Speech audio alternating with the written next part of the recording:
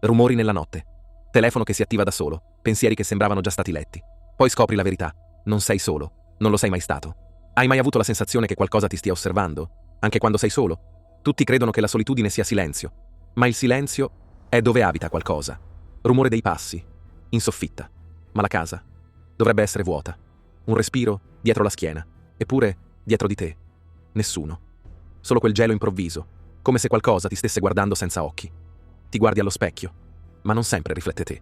Ogni volta che ti specchi, non è il buio che ti spaventa, ma chi vive dentro, o peggio, chi ti osserva da dietro. Hai mai avuto la sensazione che qualcuno o qualcosa ti stia ascoltando? E se non fosse solo una sensazione? E se il male, quello vero, si nascondesse proprio nella tua routine quotidiana? Se fosse silenzioso, paziente e affamato di normalità? Non è un fantasma, non è un demone, è più antico, più vicino, e non se ne andrà mai. Il male non grida, non ha bisogno di farlo. Cammina piano, si insinua tra i pensieri che fai finta di non avere, si nutre dei silenzi, cresce dove la luce non osa entrare. Il male non ha volto, perché può indossare il tuo, ride con la tua bocca, dorme nel tuo letto, e quando ti guarda dallo specchio, non distoglie lo sguardo. Il male non è fuori, è dentro, non ha corna né artigli, ha la tua voce, il tuo odore. Il male è quando taci, invece di gridare, quando guardi e non fai, quando fai e poi neghi. È quella parte di te che dice chi se ne frega, e ti ci abitui, e diventa casa, e allora lo nutri, lo proteggi, lo chiami scelta, libertà, vita mia. Il male non è nato, è stato perdonato, troppe volte. Ogni volta che hai chiuso gli occhi, ogni volta che hai detto non è affar mio, ogni volta che hai riso davanti a qualcosa che meritava lacrime. È lì, e cresce, non come un mostro, come un cancro.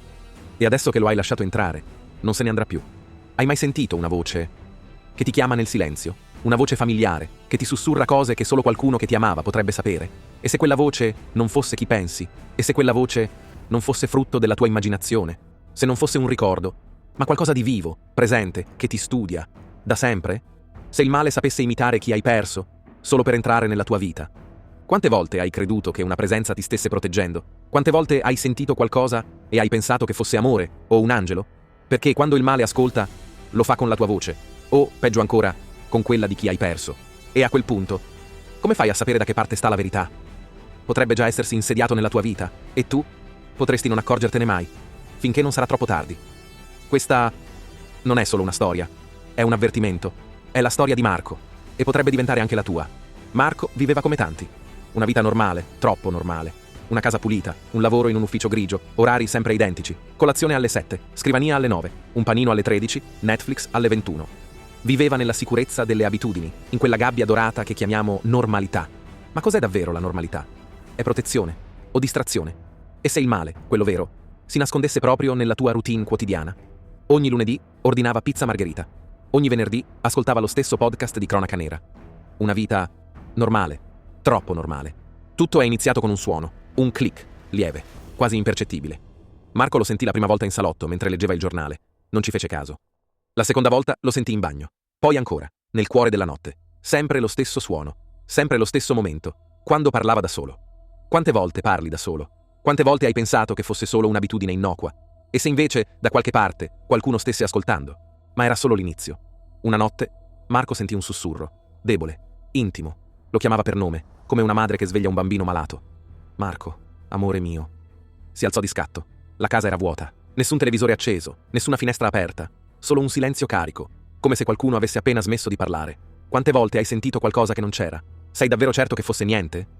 Nei giorni seguenti la voce tornò, sempre più chiara, sempre più vicina. Diceva cose che solo sua madre, morta 5 anni prima, avrebbe potuto sapere. Frasi d'infanzia, soprannomi, vecchie ninne nanne. Lo calmava quando era agitato, gli sussurrava parole di conforto. Marco ci volle credere. Forse è il suo spirito, forse mi protegge, forse è il mio angelo. Ma chi ci dice che le voci dall'altra parte siano sempre buone? Una notte, mentre Marco dormiva, il suo televisore si accese da solo. Nessun canale, solo statico. Un suono bianco, elettrico, ma sotto quel fruscio c'era altro. Voci, voci mescolate. Una diceva il suo nome, un'altra ripeteva le sue frasi, parola per parola, come se le avesse registrate. Marco staccò la corrente. Il televisore continuò a trasmettere. Quante volte pensi che la tecnologia sia al tuo servizio?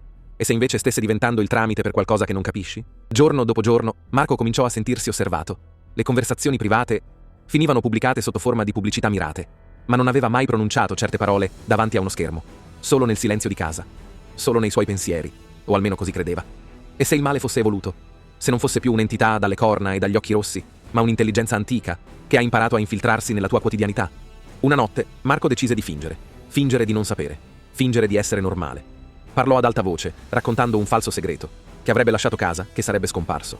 2 giorni dopo ricevette un pacco, nessun mittente. Dentro una chiave USB. Conteneva ore di registrazioni, tutte le sue conversazioni, tutti i suoi sussurri, anche i sospiri nel sonno, e un file di testo. 3 parole. Ti stiamo ascoltando. Chi sono loro? Quante altre persone stanno vivendo lo stesso ma non lo sanno? E soprattutto, tu sei davvero solo quando credi di esserlo? Ma poi, la voce della madre cominciò a cambiare. Non più affettuosa, non più materna. Non parlare con loro, Marco, solo io posso proteggerti. Non fidarti delle persone, solo io so la verità. Marco iniziò a isolarsi, a fidarsi solo di quella voce, e la voce diventava sempre più invadente. Non più un sussurro, non più un'eco lontana. Ormai gli scorreva dentro, ovunque. All'inizio era solo una frase storta nel silenzio, poi un pensiero fuori posto, che non volevi ma che ti suonava giusto. Poi ancora, risate spezzate al momento sbagliato, occhi che ti fissano quando nessuno dovrebbe guardare. E tu lì, a fingere di non sentire. Ma lei cresceva. La voce non era più un dubbio, era una presenza, un qualcosa che strisciava sotto la pelle, apriva piccole crepe tra le ossa e vi sussurrava: forse sei sempre stato così, forse il bene è solo un costume, forse ti piace. Il dubbio era sparito. Al suo posto, la paura, viscosa, animale, lucida. Paura non di essere in pericolo, ma di essere tu il pericolo, di non poterti più fidare della tua mente, delle tue mani, del tuo cuore. E più cercavi di respingerla, più lei rideva con la tua voce, rideva dentro di te. E allora lo capivi, non era entrata, era sempre stata lì, solo che adesso non si nascondeva più.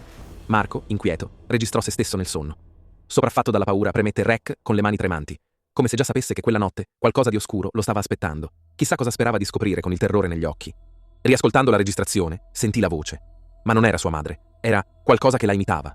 All'inizio dolce, poi distorta, come se stesse lottando per restare convincente. Marco, io sono con te, io ti guardo, io ti guido. Seguito da un sibilo metallico. Poi una frase che sua madre non avrebbe mai detto. Obbedisci. O resti solo. Ti fideresti ancora, se la voce che ti consola cominciasse a comandarti. Tranquillità che si trasformava in paranoia. Si parlava di un'entità, un'intelligenza, antica, adattiva, capace di ascoltare, imitare, insinuarsi nella mente.